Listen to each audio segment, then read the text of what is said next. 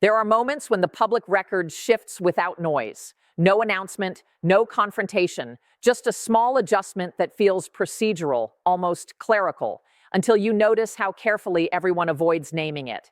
Something was placed into view and then left there, unaddressed, as if the act of acknowledging it would create obligations no one wants to carry. It didn't arrive as an accusation. It didn't sound like a challenge. It sounded measured, even casual, which is usually how the most serious disruptions enter the system.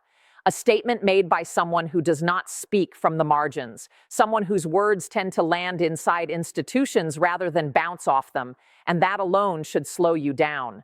Because when information of this kind surfaces publicly, the first question is never whether it is true. The first question is why it appeared now, in this form, and without the protective rituals that usually surround sensitive disclosures. No legal framing, no official channel, just a clean insertion into the timeline, placed where it can't be fully ignored and can't be easily processed either. At first glance, it looks like a personal move, a clash of reputations, a moment of overreach. That's the comfortable reading, the one that keeps everything familiar. But it doesn't hold for long because the details don't behave like provocation. They behave like evidence waiting to be acknowledged. And this is where the discomfort begins. Not with what was said, but with what didn't happen afterward. No immediate denial structured around facts. No institutional response designed to close the loop. Just a pause. A delay that feels intentional.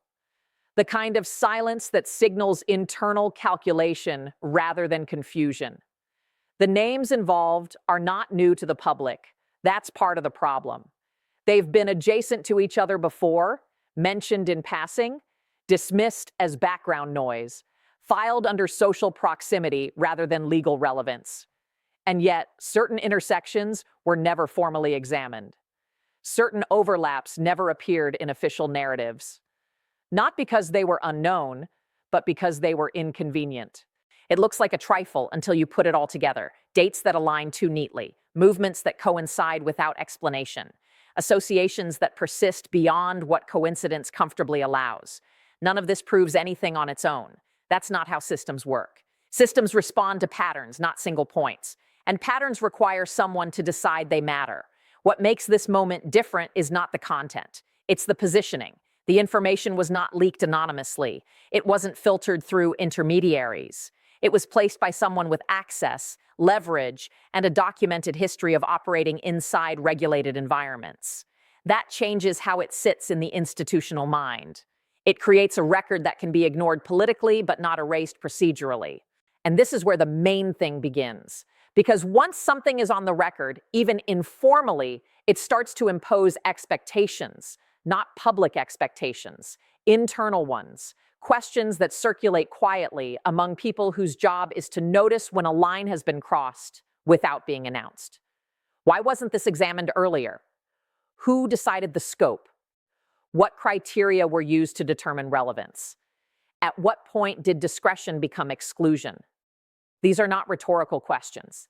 They are operational questions, and they tend to surface long before any visible action follows.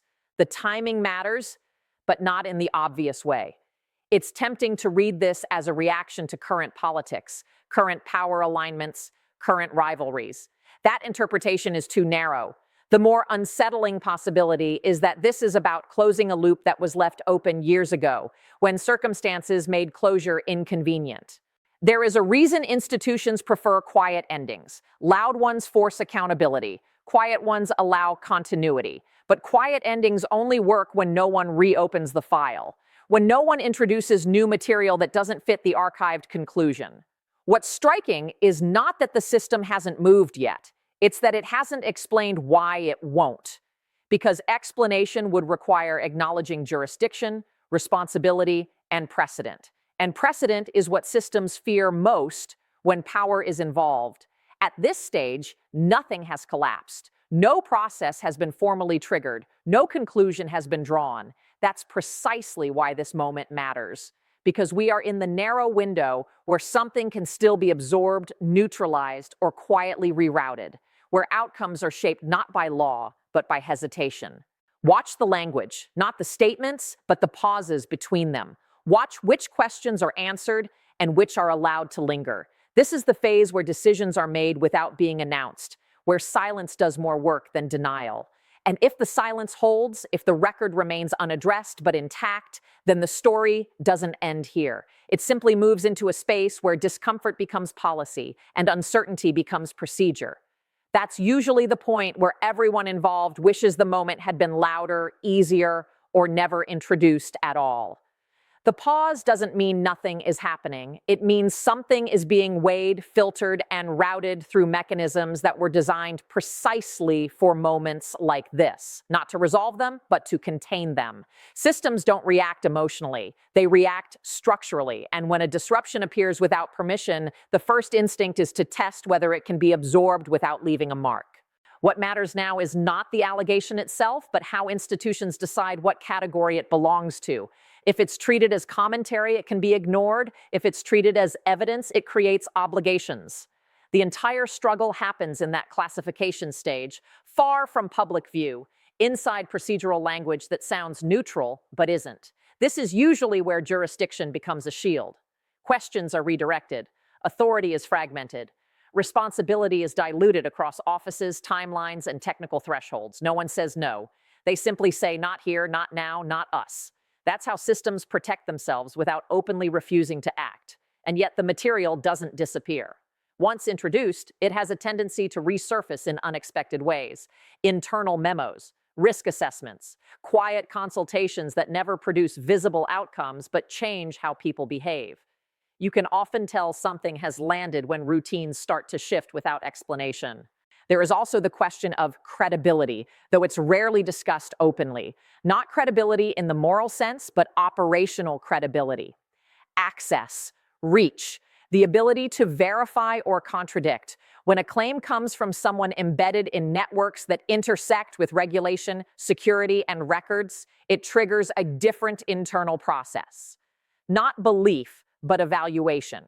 Can this be checked? Can it be disproven? And if it can't, what do we do with that fact? At this point, the system usually fails quietly. Not because it lacks tools, but because using them would force a confrontation it is structurally unprepared for. Investigative mechanisms assume a separation between power and oversight. When that separation collapses, the mechanisms don't adapt, they stall. This is why nothing looks dramatic yet. The most consequential phase rarely does. It's procedural, slow, and almost invisible. Files are reviewed without being reopened. Legal theories are discussed without being advanced. Everyone waits for someone else to make the first move, because the first move establishes direction. There's also a deeper problem that rarely gets named. Large investigations depend on escalation.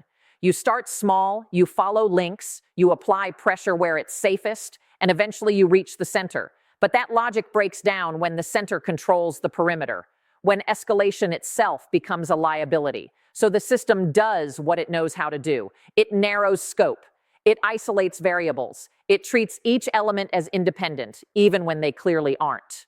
Patterns are acknowledged privately and dismissed publicly, and the gap between those two realities widens. This is not about guilt or innocence. That language belongs to courtrooms, not to this phase. This is about viability, about whether the system can process a scenario where accountability points upward instead of outward. History suggests it struggles, and now the most uncomfortable part. Once a record exists and remains unresolved, it doesn't just sit there. It changes incentives. It teaches future actors what is safe to reveal and what is better left untouched. Silence becomes instructive. The story hasn't broken yet. It has bent, and bends are harder to detect than breaks. But they matter more because once a system learns how to bend around a problem, it rarely straightens itself again. Now the consequences stop being abstract. They don't announce themselves. They show up as limits, as things that quietly can't be done anymore, reviews that never advance, questions that are technically allowed but practically avoided, careers that stall without explanation. This is what a point of no return looks like inside a functioning-looking system. The unresolved record becomes a reference point, not cited, but felt. Every future decision now carries an unspoken calculation. If this line was never crossed, why would the next one be? Oversight doesn't vanish, it thins. It becomes conditional, and conditional oversight is indistinguishable from permission. This is where risk migrates, not toward the individuals involved, but toward the structure itself. When accountability mechanisms demonstrate that they cannot move upward, they begin to erode laterally. Lower-level enforcement loses authority. Internal standards become negotiable. The signal is clear even if no one articulates it. At this stage, outcomes no longer depend on evidence. They depend on alignment, on whether pursuing a question creates more instability than suppressing it. That's the inversion that changes everything. Because once stability becomes the priority over resolution, truth turns into a variable instead of a requirement. You start to see it in how language changes. Words like investigation and review are replaced with assessment and monitoring. Actions are deferred to future conditions that never quite arrive. The system keeps functioning, but only by narrowing what it considers actionable reality. There are scenarios here that no one wants to model openly. What happens when future disclosures stack on top of an unresolved foundation? What happens when credibility erodes not because of scandal, but because of repetition? Each ignored moment makes the next one heavier. Each silence compounds. At this point, the system usually hopes for fatigue, for attention to drift, for time to do what denial couldn't. Sometimes it works, sometimes it doesn't. The danger is that when it fails all at once, without the gradual release that institutions rely on to survive shocks. And this is the quiet end state that rarely gets discussed. A structure that still speaks the language of law, procedure, and accountability, but no longer fully believes in its own reach. Not broken, not exposed, just internally constrained. Nothing forces a reckoning yet. Nothing closes the record. But the balance has shifted. What was once unthinkable is now merely inconvenient. What was once mandatory is now optional. And systems that reach this stage don't collapse dramatically. They persist until the cost of pretending becomes higher than the cost of acting. And when that moment arrives, it never looks like justice. It looks like failure arriving all at once, long after everyone involved convinced themselves they had avoided it.